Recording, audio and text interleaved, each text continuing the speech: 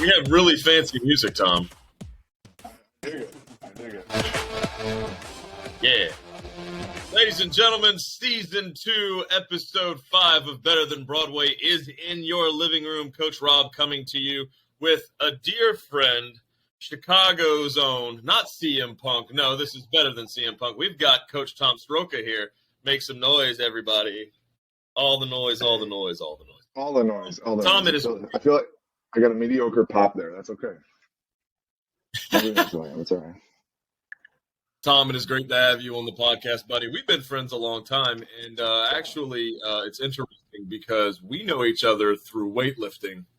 And Justin, who is another one of our hosts who will probably be on a little bit later, he knows you through garage games and wrestling and things like that, and weightlifting too. So I mean, it's interesting. It's interesting how our little group, our people. Well, like I had no clue. Excuse me. I had no clue you were a wrestling fan when I first met you. Like I had seen you at weightlifting meets. We were talking stuff like that. And then Justin was actually the one that kind of like told me about, because he had a separate podcast way back in the day. And he, through his connections with John North and Muscle Driver, that's how I met him. And then on one of the podcasts, we just started talking about wrestling. And then he was like, you know who else is really big into wrestling? Rob. And I was like, I talk to Rob all the time. Like, I had no clue. And then we had that group chat going for like the longest time, which is still going. And here we are. So yeah, it's anybody that weightlifting and wrestling, if those are your likes, I'm your guy. We can be friends. It's interesting too. Yes, we can all be friends. It's interesting because our PPW, our chat group, is going to be 10 years old next year. Do you realize that? I know. Because that's today crazy. I was looking. We have the Instagram. We have the Instagram one that we started later, but we had the Facebook one first on Messenger, and I couldn't remember which one you guys messaged me on. So I was like going through it, and I saw that it was like group created in like 2013 or whatever, 14 or whatever the group was created. And I was just like, holy crap! Like I was like, that is. Yeah, and it's not one of those group chats where it's just like every once in a while we throw something in there or whatever. I feel like almost every day something is going off in that chat talking about a wide variety of things involving wrestling and stuff like that. And it's kind of cool, honestly, between that, this podcast, and a couple other podcasts that I listen to, like that's how I've been staying up to date on what's going on with wrestling, because I haven't honestly watched a ton of it just based on my schedule and everything like that. So it's been really nice to have all these things in my back pocket to be able to keep track of what's going on. That's awesome, dude. That's awesome. Well, I love the fact that we're friends, and I love the fact that we have a way to communicate with each other pretty frequently, if not daily. Yeah. I know we both have had we both had an interesting year, but we've got some great I've been thinking about you a lot, buddy. I mean, I hadn't talked to you a whole lot, but I knew we'd get this chance to chat. Oh no, you're good, man. I appreciate it a lot. I really do. Like I said, having guys like you in my corner means a lot. I always hate it though, because how it goes with weightlifting meets. Like, just our schedules are always all over the place when it comes to trying to figure out, when you have a lifter going here, when you have a lifter going there. I think we've been owing each other a beer at a weightlifting meet for, I don't know, 2 years running now. Because usually you're leaving the meet as I'm getting to the meet, and I'm usually there through the end or whatever. I get it, because you've got your business, you got your daughter, you got all those responsibilities as well. So just, but it's always good to have folks in those different circles that like you relate to on a multitude of levels. Like, I mean, I've told you this multiple times. I'll say it on this podcast. I know it's not pertinent to the subject area here, but like, I love how you and your daughter interact. That's just kind of the stuff like that I think we need to see more of on social media versus a lot of the venom. And so it's just seeing stuff like that, knowing that there's good people that you can talk to and stuff like that about a wide variety of things. And then in the next minute, you'll post, something really, awesome with Cubby and all that. And then, 2 minutes later, I'll look in our group chat and we're talking shit about some wrestler who pulled some nonsense outside of the ring or whatever. So it's a nice dynamic to have those kinds of interactions and stuff like that. Sure.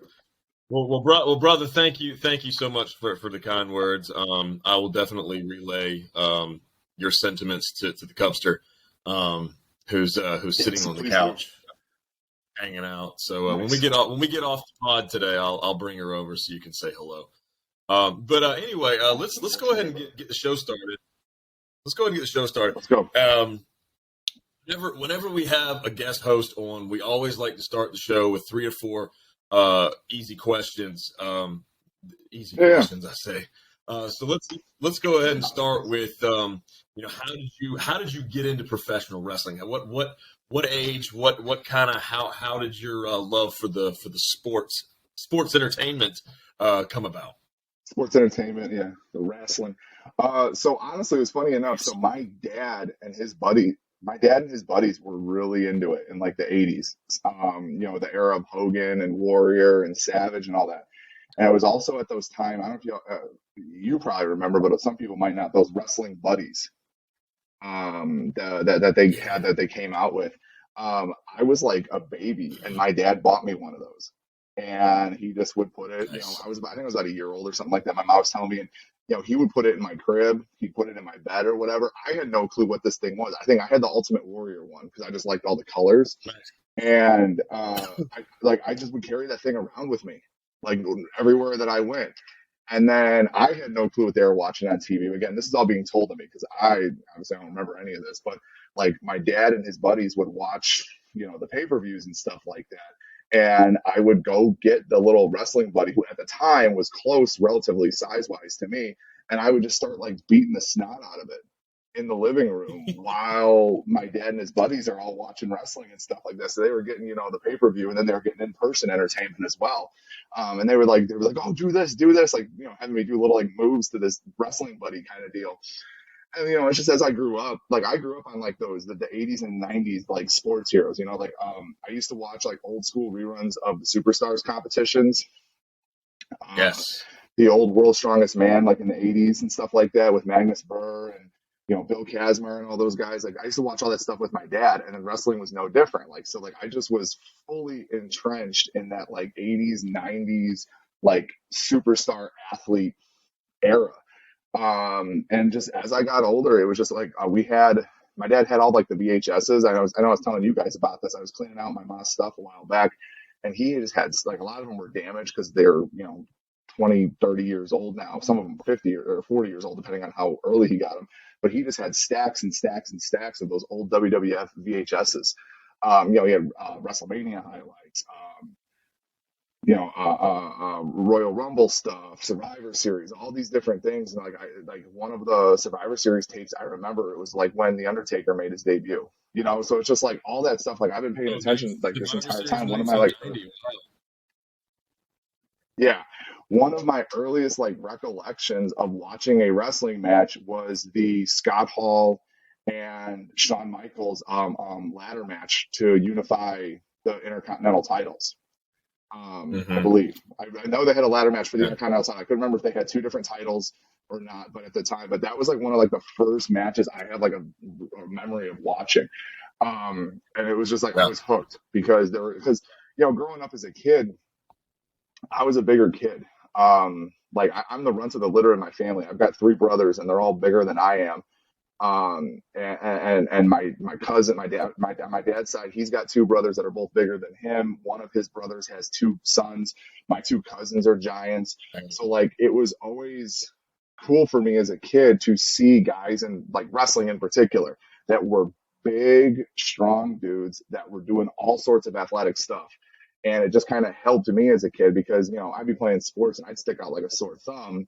And, I just figured because of my size, I couldn't do some of the things that these guys were doing. And so, watching wrestling, growing up as a kid, you'd see, guys like Scott Hall and, Triple H and Stone Cold and The Rock doing all sorts of like athletic stuff in the ring. And I was like, all right, like just as a kid, it was my escape. I loved the Monday Night Wars. We had a TV in our basement that I would sneak down to and go watch because I wasn't supposed to be watching wrestling. Because I had gotten in trouble a couple times for power bombing relatives and stuff like that. But I would go down and say I was going to go work on my homework downstairs because it was quiet down there. And I would sit in the basement and I would flip back and forth between Raw and Nitro because Nitro started I believe one of them started an hour earlier than the other. Right. And that was before Raw started going live, because I believe Raw was recorded. And so it just gave me a chance to get as much wrestling in as possible. So from like 6, 7 o'clock to like 10 o'clock at night, I'm sitting down in my basement watching, wrestling and stuff like that. And so, yeah, it was just one of those deals. Like it was an escape for me as a kid. And then as an adult, you hear the term all the time, like it's a male soap opera. And it kind of is for us. Like up until like, I didn't really pay too much attention to it from like 2000, pretty much high school to the end of college, like 2005 to like 2009. There was a gap in there where I really didn't pay that much attention to it, and then I started paying more attention to it because I had a friend my senior year of college who got tickets to Money in the Bank when it was in Chicago. And so that was the first like wrestling event that I went to, was the Money in the Bank that was in Chicago. And then that kind of just like reignited it all. And so I've been, paying attention ever since and stuff like that. And it's just nice when the story writing is good, I love it. When the story writing is bad, I just kind of pay attention to the athleticism of the guys and stuff like that. But it's just something that I've always related to. And I appreciate those athletes and what they go through. And I've gotten to meet a few of them. When I owned a CrossFit, Becky Lynch dropped in to train with us and stuff like that, and she was super cool. I got to talk to her. I've got a picture of her wearing, I posted it in the group, I believe. She brought the title with her, so she had one of our gym shirts on with the title and stuff when she had the SmackDown title. She was just super cool, just kind of talking about their training and stuff like that, and like their schedule and stuff. It's like I feel like they're super relatable people. At the end of the day, I feel like the way it is, the way the industry is now, it can relate to all sorts of body types for kids, which I feel like we need a lot more of. Instead of you have like and it's not a knock on other professional sports. It's just there's particular body types that excel. And I feel like in professional wrestling, whether it's, the independent scene, whether it's AEW, NXT, whatever, Ring of Honor, any of those different brands, like there's just a wide variety of athlete types. And it just gives kids who might not feel one way or another about what they're doing something to connect to. And if that keeps them out of trouble, or if that gives them just a little bit of motivation to do something, like I'm all for it. Yeah. And I love how you say, I love how you say that about the kids, because you work with a lot of kids. You are not only through Strength Agenda, your company, but also at school. And tell me just. Okay, no, sorry.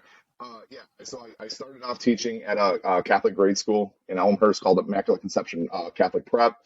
And I was at that job for 5, 6 years. I was the PE teacher for pre-K all the way up through 8th grade. It was a dual campus school. They had a high school and then the grade school. I worked at the grade school.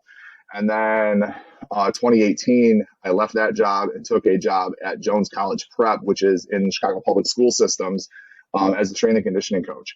And so I've been working with those kids, completely different demographic of kids, completely different skill sets required, obviously based on what I was teaching. But it was just one of those deals where like I just enjoy like being around kids and just teaching them about health and fitness and stuff like that. Like I had a really good PE teacher, and I know people scoff at PE for the most part, because roll the ball out and play dodgeball, which I do love dodgeball. I have a howitzer of an arm, and I have no issue pegging a child. But I also love fitness. We do at my high school that I'm at now. We do staff versus students, and I love it. I absolutely love it. Like because at the high school, I only work mostly with juniors and seniors. So some of the students don't even know who I am. So like for the game, we had the game like 2 weeks ago. And so like when I came walking into the gymnasium, I heard a couple of audibles like, what is going on right now? And it was me and a bunch of the PE staff, some of the baseball coaches. Like it was a good time. But like when I was at the grade school, I completely rewrote their curriculum and made it a fitness-based curriculum. We played like non-traditional games. Like I taught them how to play rugby. We did ultimate frisbee. We did handball. Our handball and ultimate frisbee units were like featured in the news and stuff like that because these kids were like going nuts over it, to the point where one of the local high schools started an ultimate frisbee team because a bunch of our kids had gone through our grade school and went to this high school, and they started a ultimate frisbee club. I didn't know there was a league for it, and the guy who ended up taking my spot at that school is now running. He's running an ultimate frisbee team at a local high school. Like, I just think it's awesome. But so we would do that, and then we would mix it in with like fitness stuff, teaching them about general fitness, the different capacities of fitness, like aerobic fitness, strength training, cardiovascular health, stretching, mobility, all that stuff. And then it was funny though, because I had a 4-year gap at the school because I was down in South Carolina and training at Muscle Driver and stuff like that. And when I came back, they reached out to me and were like, "Hey, are you interested in coming back?" And coincidentally, I had just moved back. So when I came in to meet with the principal, she handed me the PE curriculum. She goes, "This is what we've been running. Just let me know if you have any questions." And I started laughing, and she was like, "What's wrong?" I was like, "I wrote this. Like, this is my curriculum from the first time I was here." I was like, I said, it makes me really happy that you guys are still using this. And so like I did that like with the fitness based stuff because these kids play basketball, baseball, football, soccer like year round.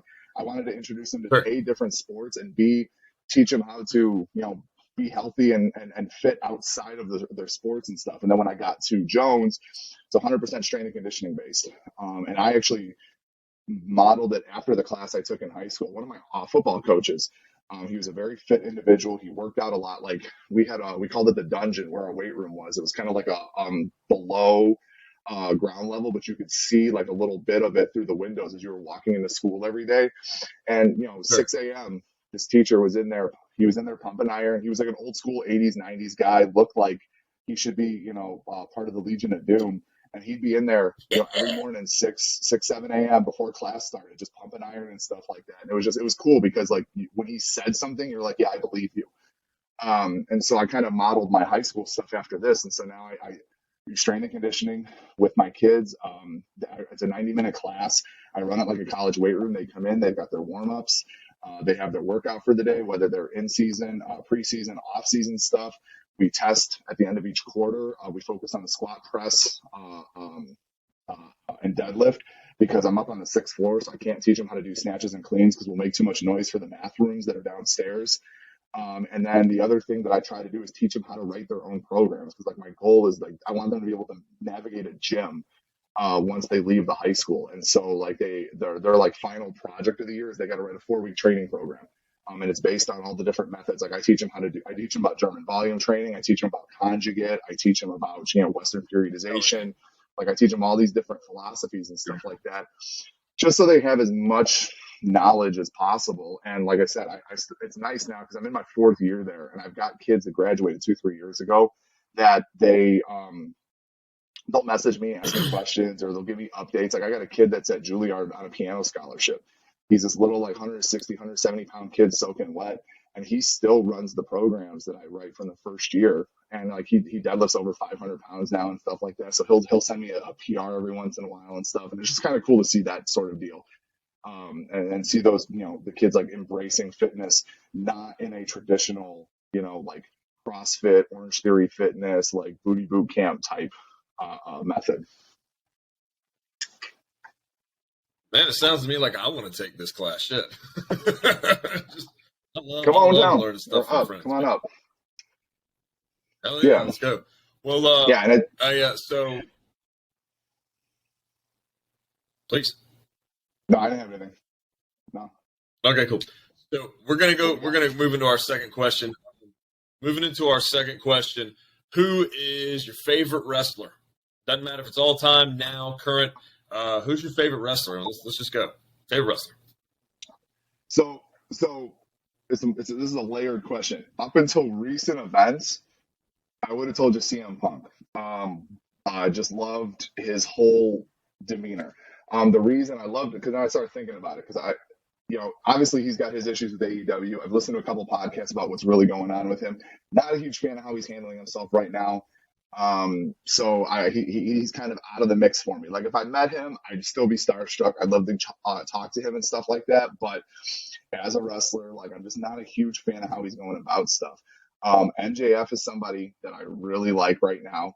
I love those guys that can just naturally generate heat with minimal effort. Like it comes effortlessly to them. So then I had to think about like why I like those guys, and I thought back to like the original of all of those guys for who he is Roddy Piper. Um, he's probably going to end up at the end of the day being one of my all-time favorites. Not only because, when I was a kid, I thought he dressed weird, so he stuck out with the kilt and everything like that. But just Piper's Pit was awesome. I loved the Piper's Pit segments. I loved his runs in WCW. Like he was just like him and Dusty were two people that I will watch promos of theirs nonstop. Like they could just naturally feel the crowd on the fly, talk, and Dusty wasn't as good as Piper at generating heat, but he still could. But Piper, man, like I feel like he could have walked into a room of like Baptists and just set them all off within like 5 minutes. Like it does not take much for him to be able to get under somebody's skin. And I loved it. I loved it because I was always like that sarcastic, smart aleck growing up and stuff like that. And so I just genuinely appreciate Roddy Piper. And so now it's like anybody that kind of follows that same suit, like a CM Punk, like an MJF, like I love those kinds of characters that can just generate heat without even trying. Like it just comes like second nature to them. So Roddy Piper is my all-time favorite wrestler. That's awesome. It's interesting. Still pissed he never got a run. Yeah, I agree, dude. I mean, he of all people, you give him an Intercontinental title, it's like okay, and then he got the tag titles with Ric Flair 25 years later on like a Raw reunion show. But like the thing that kills me is that I was not a big Roddy Piper fan growing up, but when I met him. When I was doing stuff with Ring of Honor, I had the chance to kind of get to know him a little bit, and he was just the best. I mean, he was so kind, and he was so patient, and he would sit there and he'd talk to the boys, and he'd sit there and talk to us when we were nobodies. I mean, we were just road crew, we were just ring crew. And he took the time to take care of us, and I got to work with him one day when we were in Nashville, and he just said, hey. I said, hey, do you need anything before you're signing? Does this? He says, I'd love a Diet Coke if I could get one. Just real quiet, not like, get me a Diet Coke, boy. Like he's just really demure and really calm. And I handed him his Diet Coke, and he's like, what do I owe you? And I said, I got you. And then at the end of the night, he slips $100 in my pocket and says, thank you for taking care of him all day. And I mean, and then, they came to Atlanta and he asked for me, and it was just kind of like, where's the striker kid? Where's the kid? And I said, oh, he's not here. So you need to get him. He needs to be here. So they call me and say, hey, Roddy's calling for you. So I dropped everything I was doing. I was out at dinner, and I went to center stage and got it done.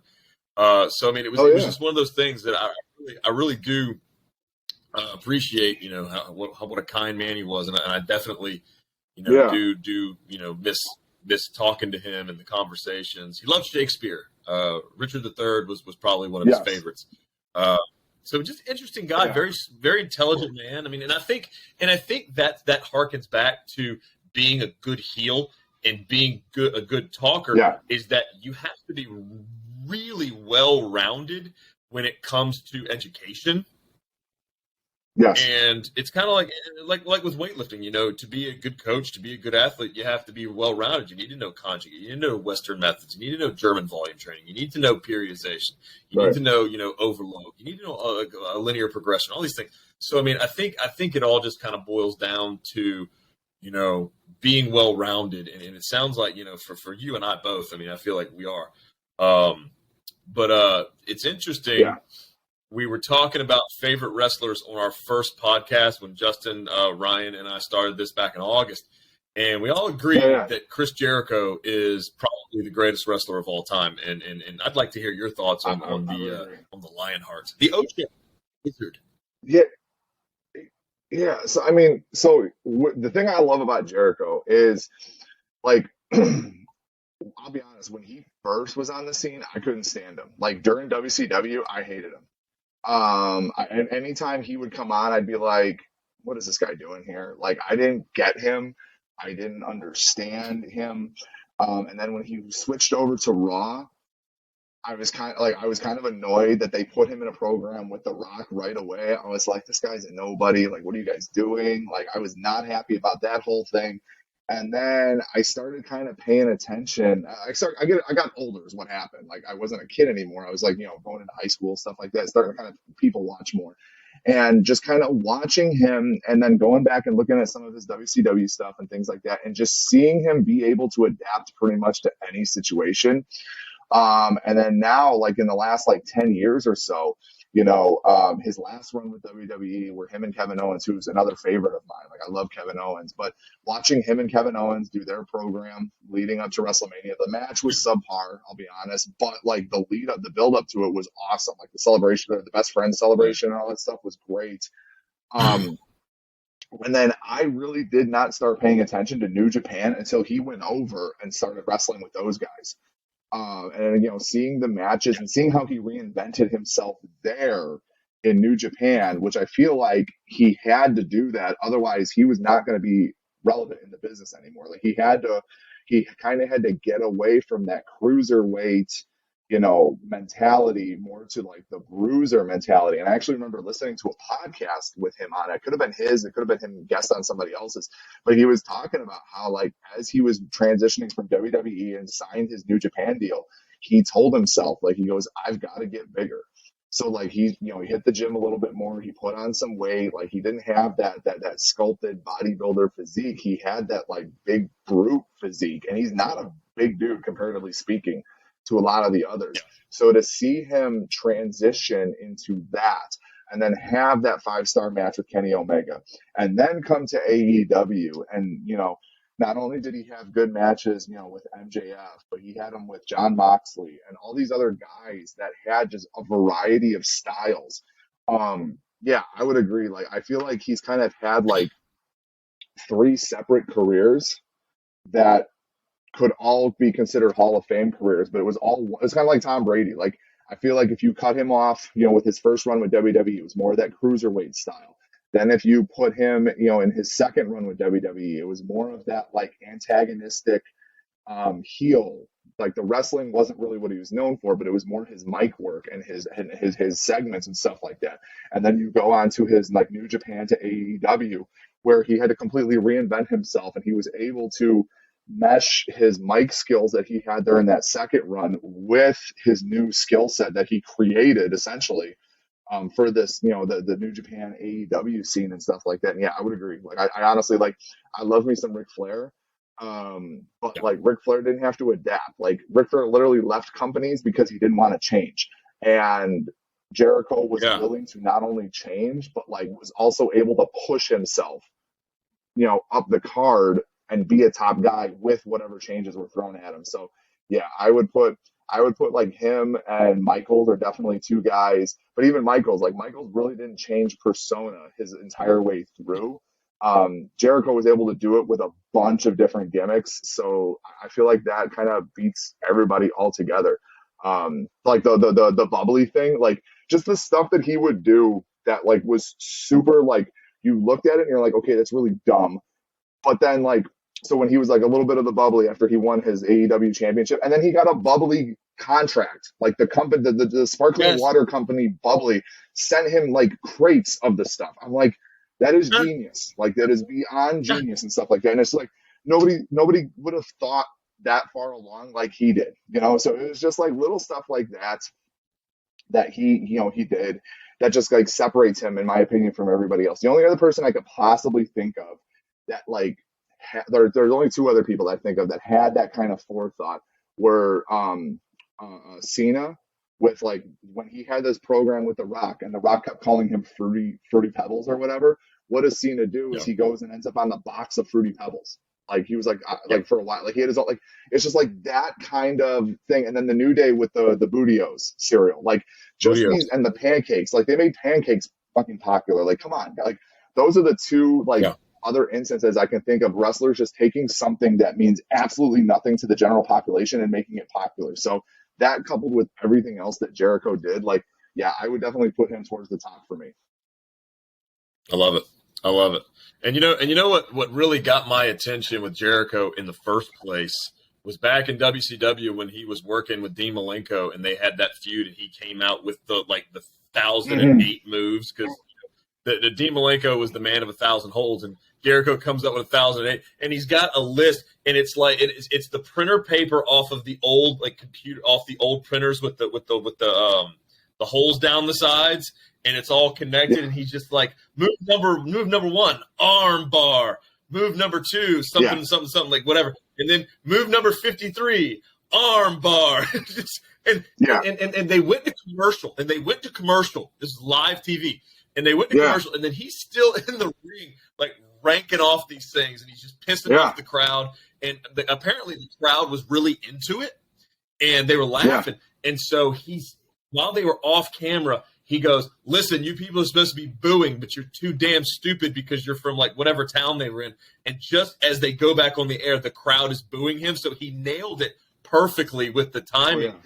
I mean, just his comedic timing and his ability to work and reinvent himself. And the thing I love about him most is that this is a guy who's been in the industry for 30 years, and he could be resting on his laurels and going on Old Glory and all this other stuff. But like you said, he reinvents himself, and now he is making new stars. He's put over people like Sammy Guevara, Ricky Starks, Claudio, Action Andretti. Just in the past 6 weeks, he has made 5 new stars in 6 weeks. Right. Like, people care about Daniel Garcia now. You know, I've always cared about Daniel Garcia because I like technical wrestling. But it's just it's badass. So, I mean, here's to Jericho, here's to Roddy Piper, here's to all the wrestlers that just make you feel. And I think that's the whole idea of wrestling, is making you feel something. Real quick, have you ever listened to his story about, he had a feud with Moxley, and I don't know if you remember the plant. There was I can't remember if it was a WrestleMania feud that he had with he was Dean Ambrose at the time, but now he's John Moxley. There was a feud where he was a plant, or he was a plant. He had a plant or whatever. One of them carried this plant around with them or whatever, and the feud ended up coming to a head with like breaking the plant. Yes, I remember this. To hear Jericho tell how the plant came to be, literally, they wanted originally, like in the script, it was supposed to be a fake, like imaginary plant. And Jericho was just like, this is stupid. So whatever arena they were in, I don't know if it was him and Ambrose or just him, but he literally broke into somebody's office and stole a plant for the segment and then brought it out to the ring as like part of the thing. And it was like and they ended up like finding a fake plant that was the exact like same thing. And so they could take it on tour with them for the remainder of the feud leading up to WrestleMania. But it's just like that kind of stuff where he just like, I'm like, I appreciate that. Like that's genius, and it's funny as hell, because like that plant just added like a whole other level to that feud. And obviously, like when you listen to Moxley talk now, that was kind of the beginning of the end for him with his run in terms of his mental issues with like WWE and them just not valuing him. But like for him and Jericho to make something out of nothing with a flipping plant, like that just like speaks to the creativity and, like you were saying, like the comedic timing of Jericho and how he could feel a crowd and read a crowd and get them to like buy into whatever he was doing. Yeah. Making chicken salad out of chicken shit, as Bill DeMott used to say. Right. Third question for you, sir. What is your favorite match or moment in your wrestling history? Oh my God, there's a lot that I really enjoy. There was a couple that came to mind. I have one that tops them all up, but just a couple honorable mentions. Like I said, that ladder match between Scott Hall and Shawn Michaels. It was the first time I had ever seen anything like that, to the point where my brothers and I tried replicating that in our backyard and got yelled at for it. We literally grabbed one of my dad's ladders, found a bunch of old like mattresses and padding, and put it all around there. We had one of the old school like belts. We strapped it over a tree. We put it over a tree branch, and we had ourselves a ladder match. And then the neighbors called my parents, told them what we were doing. We got in trouble. And then WrestleMania 10 got Tommy in trouble. Awesome. Yeah, 100%. Another match that I literally I'll pull it up every once in a while and watch it because it was just absolutely insane. And I believe it was on a Nitro episode. Was Billy Kidman and Rey Mysterio for the cruiserweight title. It was like a 20 to 30 minute like just technical execution of flawless wrestling as far as I'm concerned. That was the first like cruiserweight match I ever cared and paid attention to. And that was a classic. I instantly loved that one. But like one of my all-time favorite matches was one of the very first ones I got to be in, and it was CM Punk and Cena at that Money in the Bank that I talked about.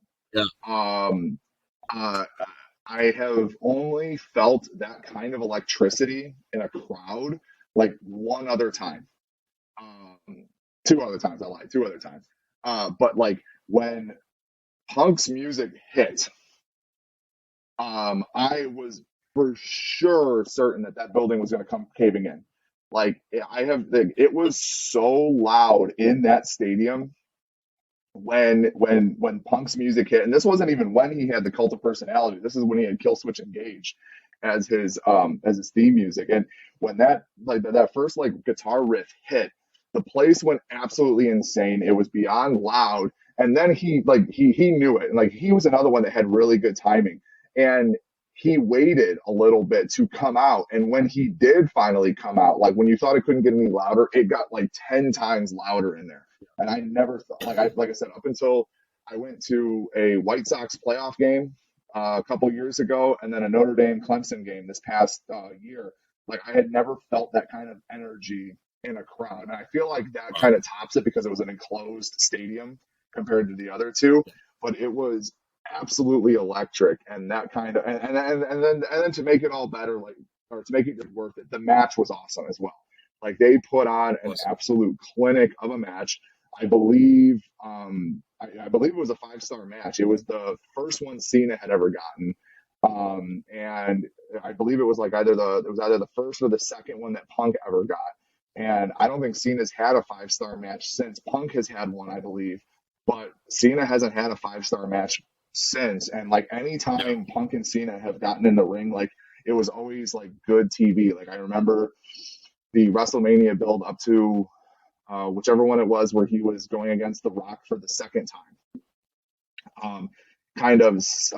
Punk played like the gatekeeper type, role or whatever, and they had a match on Monday Night Raw or SmackDown. I can't remember. That was just another absolute like banger of a match. But the Money in the Bank one takes the cake because I was, like I said, I had a friend last minute was like, "Hey, I got tickets to this. Do you want to go?" I was like, "Yeah, sure." Hadn't been paying too much attention to the storyline, the promo leading up to it.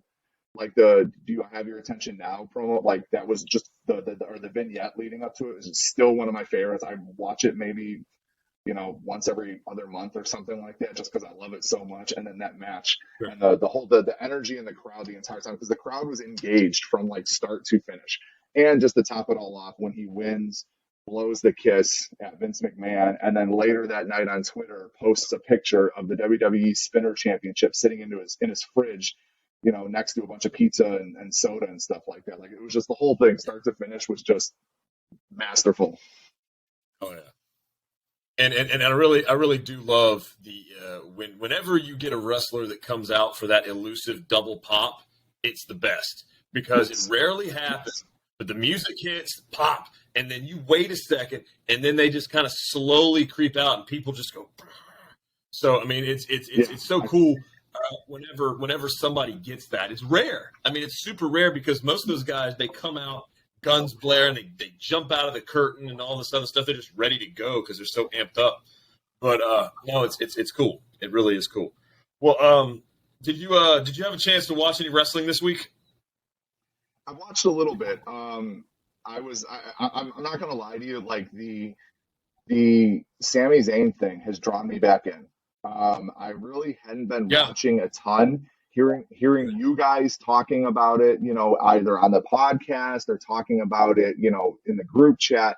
Like I started pulling up clips and watching it and stuff like that. Like Sami Zayn is another wrestler. So like if I were to like have a brand loyalty, NXT is my jam. Or was my jam. I think we talked about this in the group chat. The first run of Black and Gold NXT is probably to the end of whatever is going to be one of my favorite wrestling promotion runs. And I feel like it Oh, kind of sure. capped it all off when they were included in the Survivor Series. They showed up to, I can't remember if it was SmackDown or Raw, with Triple H and all of NXT doing the DX tank where they just rolled into the stadium. And then the matches that they put on that Survivor Series with, Roderick Strong, like Roderick Strong beating the Intercontinental and the United States champion at the time. Like that was a phenomenal match, and it's a beyond underrated match. The Huge. Survivor Series match in and of itself, I feel like the Survivor Series match that they had between the three brands, I feel like there was so much more that could have come from that match that they didn't do. Like it was just NXT was just beyond like what I wanted when it came to wrestling promotion. I didn't get to watch a lot of ECW as a kid, but the small feel of that NXT arena and stuff like that, that's what it got compared to. So it's just one of those like, and so now that like Trips is kind of doing the calling of shots and stuff like that, with the main roster, you can see a lot of like similarities between that run of NXT and now. Sami Zayn was a big part of that first run of NXT, and I love what he's doing right now with the whole bloodline thing. Like to hear the crowd chanting, "This is cinema," like at the end of I have the Royal Rumble on. I was watching it earlier and stuff like that because I haven't had a chance to watch the full pay-per-view yet. But like I just like I'm invested. Like I'm gonna probably watch WrestleMania because I want to see this whole like I want to see what they do with Sami Zayn and the bloodline thing and stuff like that. Cody coming back, like I'll be honest with you, I thought Cody was gonna be a dud when he came back just because of how not well received he was towards the end of AEW, but somehow like the WWE crowd is just embracing him. Like his promos are good. Like the latest one that he did on Raw has been awesome. Like I feel like he's been humbled a little bit. So I'm curious to see how that goes. I thought his match with Seth Rollins at Mania was awesome. And it's just one of those deals like, like I'm really interested to see where WWE goes. I've actually started paying attention to AEW as well.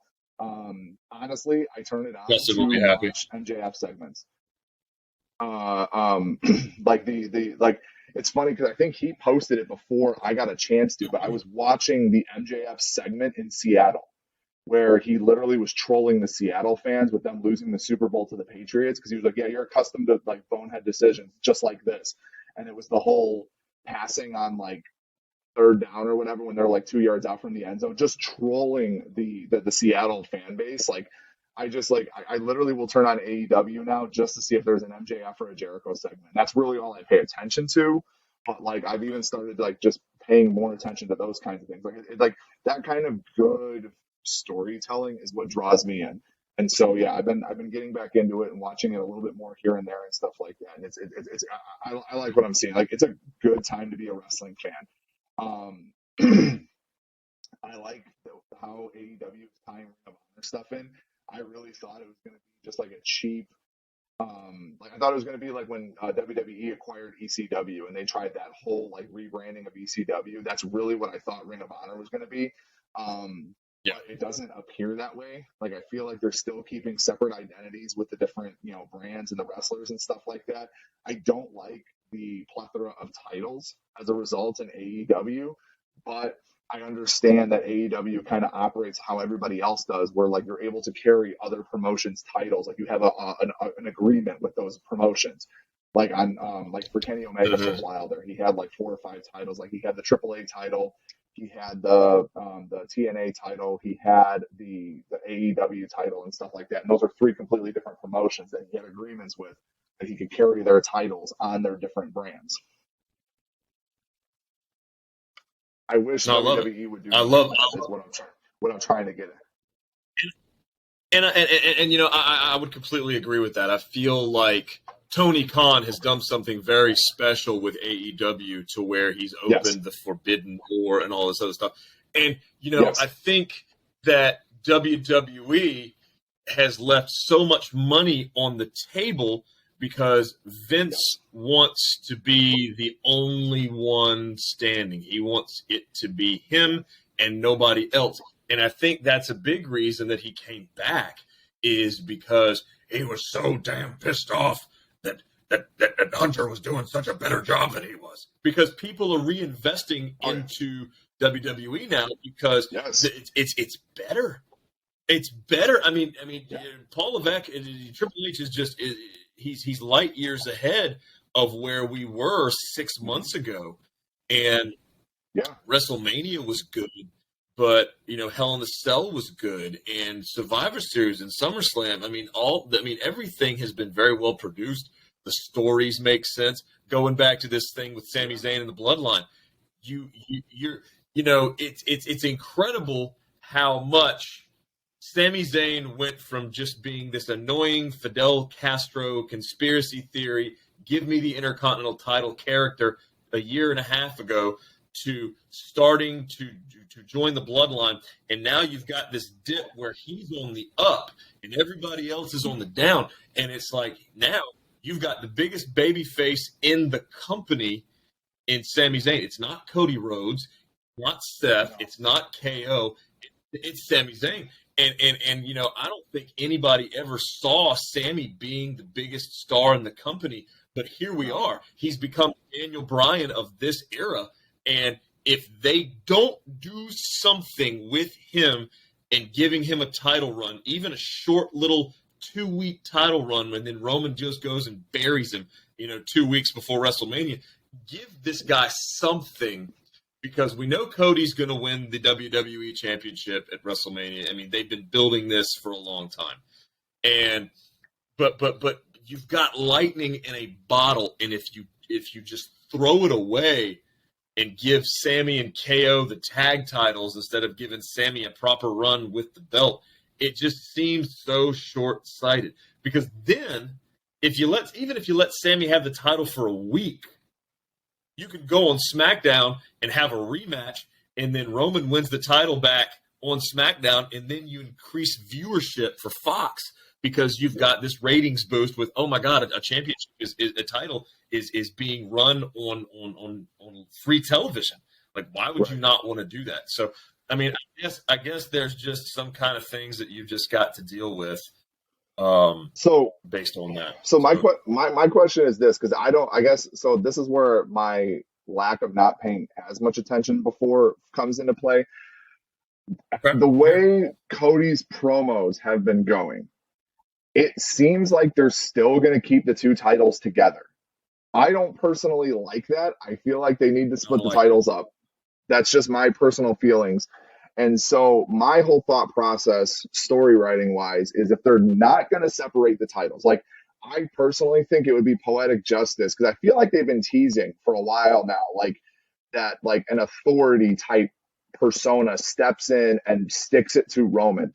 Would love to see Roman have to defend each title on each night of WrestleMania. Don't know if that's going to actually happen.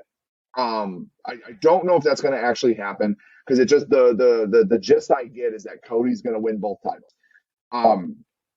So I feel like the only other secondary consolation prize is to then let KO and Sami run with the tag titles.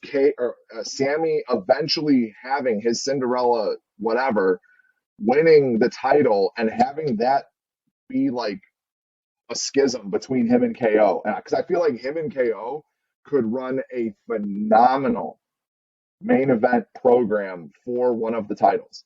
But again, it would require them to separate the titles. And that's the only thing I don't like about WWE is when they created the two different brands and then they unified the tag titles and the main title. It was just like, okay, you're gonna put all the essentially those 4 titles on 2 groups, and 1 group in particular, but 2 entities. But the Intercontinental and the United States title are still going to be able to just run freely on each brand. It just doesn't make sense to me. So I feel like if they're going to, that's the only knock I have on what Hunter's doing right now. I get what he's trying to do, but I feel like for continuity's sake, after this WrestleMania, they need to split the titles back up. Because you're going to have Survivor Series coming up again, and you can't have a Survivor Series if like two of your main titles are both held by, the same individual. That was Right. the one thing I always loved about Survivor Series was like, honestly, we know it's scripted. We know, like even when it was Drew and Roman, like we knew that like one of them was like somebody was going to lose and it was going to be a clean finish and all that, but there was still the two different entities. I feel like they're gonna bite themselves in the butt here at some point, keeping all those titles on the bloodline. So I would love to see them get all separated out. In an ideal world, like I said, I would love to see Roman have to defend each title on each night of WrestleMania and him lose both of them, and then he kind of gets to go away for a little bit, and then he can come back. You know, come back whether you want to bring him back as a heel or a face. Like I don't really give a crap. I think he's been doing phenomenal work with Paul Heyman, so keep him healed, to be honest. But yeah, I feel like they need to separate the titles. They need to separate the titles in order to continue with the streak that they're on. It just doesn't sound like they're going to do that with the main title because Cody called it the Universal Undisputed Championship. Like he did it multiple times in his promo.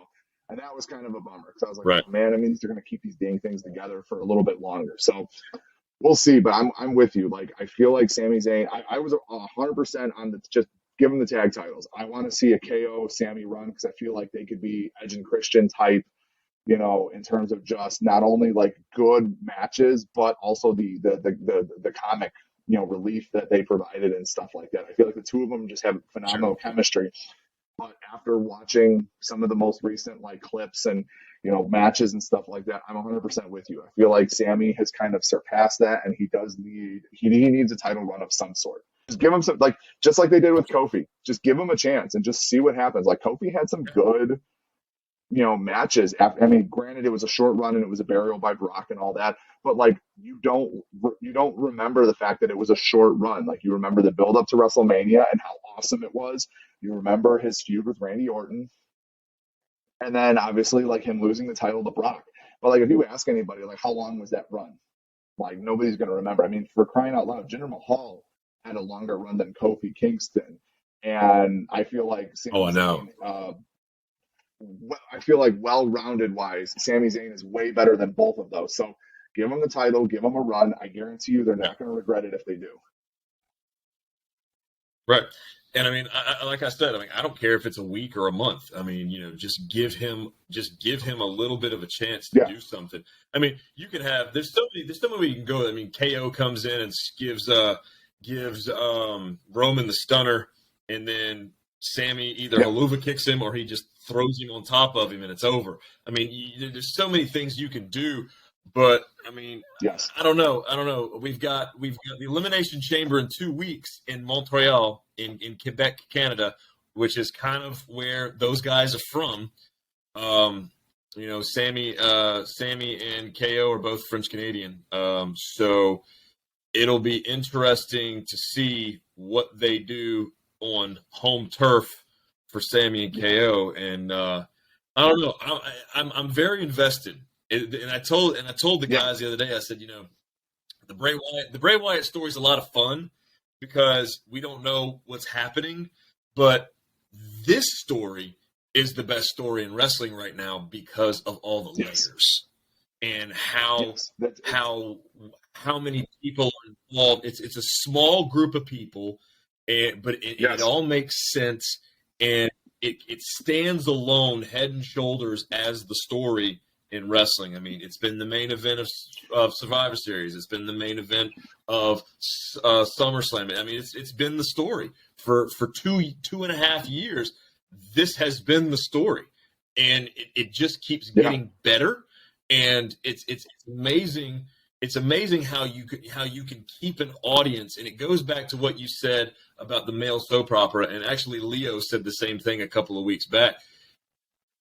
With soap operas, they can keep you hooked on a story for 20 years, and you always want to watch. Yeah.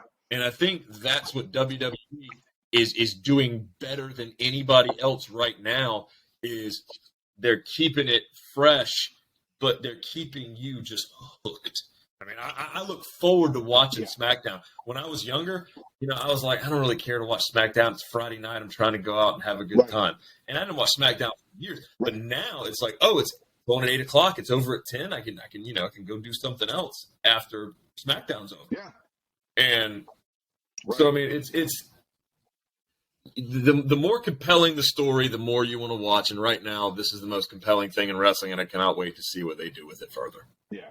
And that's where I feel like, because I get asked a couple times from like people who are newer to wrestling. They're like, "Well, what's the big difference between AEW and WWE?" I was like, right now, in its current form, AEW has better overall matches. Like Yes. I like their matches. Their storylines though leave a lot to be desired, and that is the one thing that I will harp on Tony Khan until he fixes it. He needs to bring somebody in with a little more wrestling acumen to handle the booking and the stories, like the storytelling. Like Sure. he needs a Paul Heyman type person to come in and direct that. But like talent wise, AEW has just as much, if not in some areas, better talent than WWE. And their I would agree. matches show that night in and night out. They're putting on bangers of matches. Now, start to finish, the episodes make absolutely no sense to me, but the matches in between keep me coming back.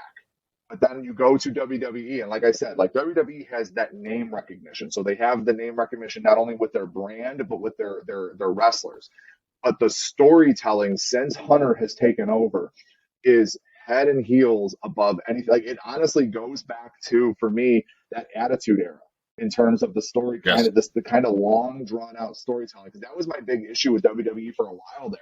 Like when Cena would have the title, I feel like they just forced feud after feud after feud after feud. And like when you look at Roman's run with the title right now, he doesn't have a ton of defenses when you look at like individuals, but the way they've been able to play out the defenses, like the one with Cena, I thought was great.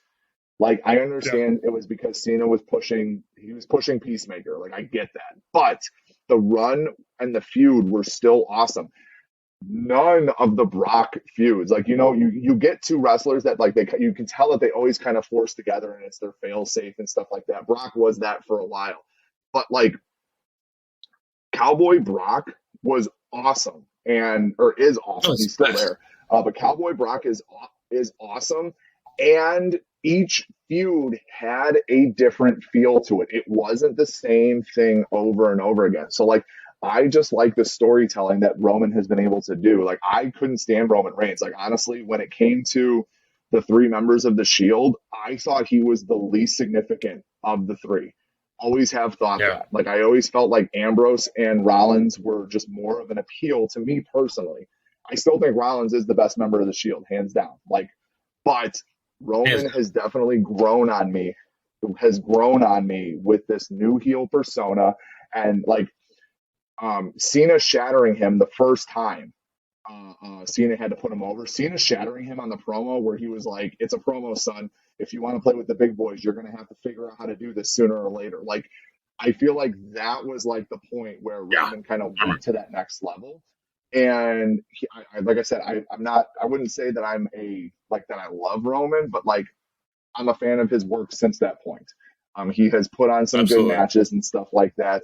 But and it's just, and so yeah, that's my big difference between the two is like AEW has better matches on any given night. I can grab 5 matches from each program, and AEW probably 9 times out of 10 is going to win the head to head with those 5 matches over WWE. But the overall storytelling that Oh, WWE has been able to do for the last like 2.5 years has been absolutely awesome. The only thing I'm waiting for, I want Braun Breaker uh, in the main roster. He is probably the yeah. only person in Oh, high that's school. coming. Like as soon as he came out, I loved him. Like I shouldn't say love. Like I love him.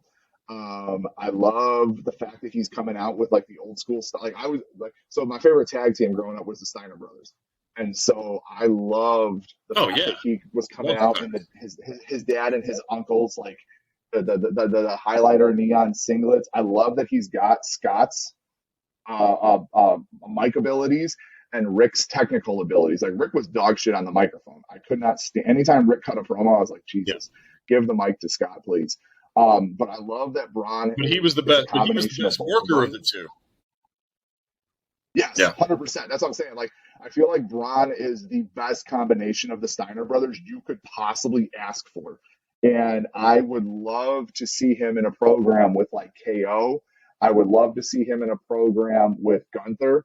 I would love to see him in a program with like Sheamus or Pete Dunne. Like, I feel like those would be bangers of programs if they pull the trigger and put it together. Yeah. Yeah. Well, I definitely am looking forward to seeing what Braun does on the main roster. I know he's coming, and honestly, that's a great segue, and that's a great place for us to kind of like close off tonight's show. We have Let's do it. NXT's Vengeance Day. Vengeance Day is on